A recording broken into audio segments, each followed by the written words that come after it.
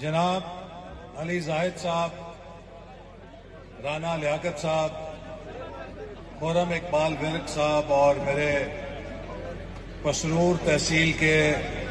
دوستوں، بھائیوں، نوجوانوں، سب سے پہلے تو میں آپ کو آج اس سڑک کی مبارکباد پیش کرنا چاہتا ہوں کہ جو سیالکوٹ سے پھلورا اور پھر دھمتل سنکھترا سے ہوتی ہوئی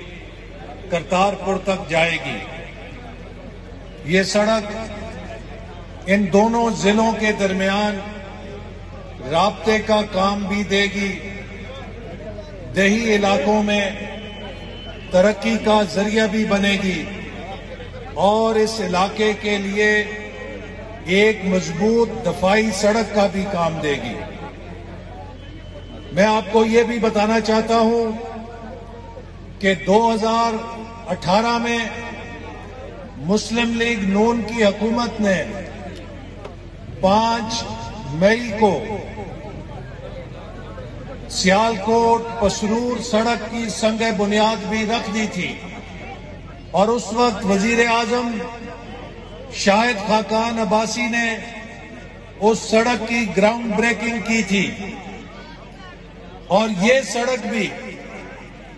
2018 کے بجٹ میں شامل تھی، لیکن یہ دونوں منصوبے تبدیلی سرکار کی نظر ہو گئے۔ 2018 کے الیکشن میں اپنے حلقے کی ہر تقریر میں لوگوں سے سوال کیا کرتا تھا کہ آپ میں سے کس کے پاس موٹر سائیکل ہے، تو تقریباً سارا ہجوم ہاتھ کھڑا کرتا تھا، چونکہ آج ہر کسی کے پاس موٹر سائیکل ہے۔ اور پھر میں ان سے پوچھا کرتا تھا کہ اگر آپ سے کوئی ایسا شخص موٹر سائیکل کی چابی مانگے جس نے زندگی میں موٹر سائیکل کو کبھی کک بھی نہیں ماری، تو آپ میں سے کون اسے موٹر سائیکل کی چابی دے گا؟ تو سب کہتے تھے کہ ہم نہیں دیں گے۔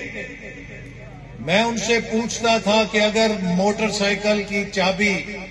کسی ایسے اناڑی کو دو گے تو کیا ہوگا؟ تو سب کہتے تھے کہ جناب کسے کندھ وچ وجے گا، کسے بس تھلے آئے گا، اپنا سر بھی بنے گا تو موٹر سائیکل بھی بنے گا۔ ایک دن ایک گاؤں میں جب میں نے یہ مثال دی تو وہاں پر ایک بزرگ، گاؤں کے بزرگ جو ہیں پگ والے، حقہ پینے والے، بڑی سیانی باتیں کرتے ہیں۔ تو ایک گاؤں کے ایک بزرگ نے کہا کہ چوئی صاحب تسی یہ مثال اگے بھی دیتی سی، اسی تے ناڑی نو چابی نہیں دیاں گے، تے جے کسی نے چابی کھو کے دے دیتی تے کی بنے گا؟ تو میں نے کہا کہ بس پھر مارے گئے، پھر ملک اور اسی سارے مارے گئے، بہت نقصان ہوئے گا۔ تو میرے بھائیوں، چند جرنیلوں نے جو ریٹائر ہو گئے ہیں اور چند ججوں نے، جن میں سے چند ریٹائر ہو گئے ہیں اور چند ابھی بیٹھے ہوئے ہیں، انہوں نے ایک سازش کر کے ایک ہستی بستی حکومت کو، جو پاکستان کو ترقی کے راستے پہ ڈال چکی تھی، پاکستان جس کے لیے سی پیک جیسا منصوبہ گیم چینجر بن چکا تھا، وہ پاکستان جس کو پوری دنیا میں کہا جا رہا تھا کہ یہ 5 تیز ترین ترقی کرنے والی معیشتوں میں شامل ہو گیا ہے، اس پاکستان کے ترقی کے سفر کو نواز شریف سے اس ترقی کی چابی کو چھین کر ایک ایسے شخص کے سپرد کر دیا گیا کہ جس نے کبھی زندگی میں یونین کاؤنسل بھی نہیں چلائی تھی۔ اور جب اس اناڑی کو یہ چابی دی گئی تو اس نے تجربے کرتے کرتے کرتے اس ملک کی ساری مشین کو تباہ کر دیا۔ آج لوگ ہم سے سوال کرتے ہیں کہ آپ نے، جب آپ کو پتا تھا کہ عمران خان تباہی کر گیا ہے، تو اس کی تباہی کا ملبہ اپنے گلے کیوں ڈالا ہے؟ آپ نے یہ حکومت کیوں قبول کی؟ میرے بھائیوں، اس کی میں مثال آپ کو ایسے دینا چاہوں گا کہ اگر آپ فلورے کہ اگر اس کی جان بچانی ہے تو پھر اس کو برفی، چاکلیٹ، کوکو کولا نہیں دینا، اس کو میں کڑوی دوائی دوں گا، اس کا مجھے آپریشن بھی کرنا پڑ سکتا ہے، اس کو تکلیف ہوگی، لیکن جب یہ صحت مند ہوگا تو یہ دوبارہ دوڑنے لگے گا۔ مسلم لیگ نون کو بھی پاکستان اس حالت میں ملا کہ اس کی معیشت عمران خان نے لہو لہان کر کے پھینک دی ہوئی تھی۔ میرے بھائیوں، اگر ہم اپنی سیاست دیکھتے کہ ہمیں عمران خان کی نالائکیوں کا بوجھ اٹھانا پڑے گا، ہم اس معیشت کو اس کے حال پہ چھوڑ دیں، اگر وہ معیشت دم توڑ دیتی تو اس معیشت کے ساتھ 23 کروڑ لوگوں کا مستقبل دم توڑ دیتا۔ ہم نے اس معیشت کو گلے سے لگایا، اس کے زخموں کو اپنا زخم بنایا، اس کے لیے جو علاج کے لیے کڑوی دوائی کھانی تھی وہ کڑوی دوائیاں بھی کھائیں، لیکن آج وہ معیشت اللہ کے فضل سے خطرے سے باہر آ چکی ہے۔ وہ معیشت جس کو عمران خان ICU میں پھینک گیا تھا، آج وہ معیشت اللہ کے فضل سے ICU سے نکل کر بحالی کی طرف چل پڑی ہے۔ آج سے 1 سال پہلے پوری دنیا میں شرطیں لگتی تھیں،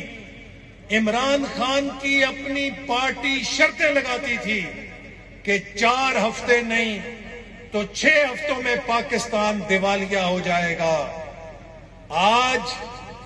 1 سال کے بعد پوری دنیا میں 6 ہفتے تو کیا، 6 مہینے تو کیا، 6 سال میں بھی پاکستان کے دیوالیہ ہونے کی کوئی شرط لگانے کی جرت نہیں کر سکتا۔ آج وزیر اعظم شہباز شریف کی قیادت میں ہم نے جو محنت کی ہے، پاکستان کو دوبارہ اپنے پیروں پر کھڑا کیا ہے۔ آج پاکستان میں دوست ملکوں کا اعتماد دوبارہ بحال ہو رہا ہے۔ میرے بھائیوں، چین جیسا دوست ملک جس نے سی پیک کے تحت $25 ارب پاکستان میں لگائے 2018 تک، عمران خان آیا، اس نے چین کو بدنام کرنے کے لیے جھوٹے الزام لگائے سی پیک منصوبوں پر، اس نے جھوٹے کرپشن کے الزام لگا کر چین کو ناراض کر دیا۔ نتیجہ یہ نکلا کہ 4 سالوں میں $1 کا نیا منصوبہ چین کی طرف سے پاکستان میں نہیں لگا۔ میں آپ کو مبارکباد دینا چاہتا ہوں کہ 14 تاریخ کو چین کی طرف سے $3.5 ارب کی سرمایہ کاری 5 سال کے بعد دوبارہ پاکستان میں چشمہ نیوکلیئر پلانٹ کی صورت میں شروع ہوئی ہے۔ 1200 میگا واٹ کا ایٹمی توانائی سے بجلی پیدا کرنے کا یہ منصوبہ چین کی سرمایہ کاری سے شروع ہو چکا ہے جس کے لیے چین سرمایہ کاری دے گا۔ اسی طرح جو سی پیک کے دوسرے منصوبے رکے ہوئے تھے ان پر بھی کام شروع ہو رہا ہے اور کئی منصوبوں کو ہم نے ختم کیا ہے۔ میں آپ کو مثال دینا چاہتا ہوں، گوادر سی پیک کا مرکز تھا۔ عمران خان کی حکومت نے گوادر میں بے چینی پیدا کرنے کے لیے، سی پیک کے خلاف جذبات پیدا کرنے کے لیے بجلی اور پانی کے منصوبوں پر کام روک دیا، جس سے گوادر کے اندر بے چینی پیدا ہوئی، سیاسی مظاہرے کرنے کے موقع ملے تاکہ چین کی سرمایہ کاری کو روکا جا سکے۔ میرے بھائیوں، ہم نے حکومت میں آ کے 6 مہینوں کے اندر گوادر میں پانی کے منصوبے کو مکمل کر دیا۔ 1 سال کے اندر ایران سے 100 میگا واٹ بجلی کی ٹرانسمیشن لائن مکمل کر دی۔ 1 سال کے اندر تربت سے پنجگور بجلی کی لائن لگا کر گوادر کو نیشنل گرڈ سے جوڑ دیا۔ میں یہ سوال پوچھنا چاہتا ہوں عمران خان سے کہ اگر یہ منصوبے ہم 6 مہینے اور 1 سال میں مکمل کر سکتے ہیں تو تمہارے 4 سالوں کے اندر یہ منصوبے کیوں ادھورے پڑے رہے؟ اس لیے کہ تم سی پیک کے منصوبے کو ناکام کرنا چاہتے تھے۔ عمران خان کا ایجنڈا پاکستان کے دشمنوں کے ہاتھوں کا ایجنڈا تھا۔ یہ پاکستان کی معیشت کو تباہ کر کے دیوالیہ کرنا چاہتا تھا تاکہ جب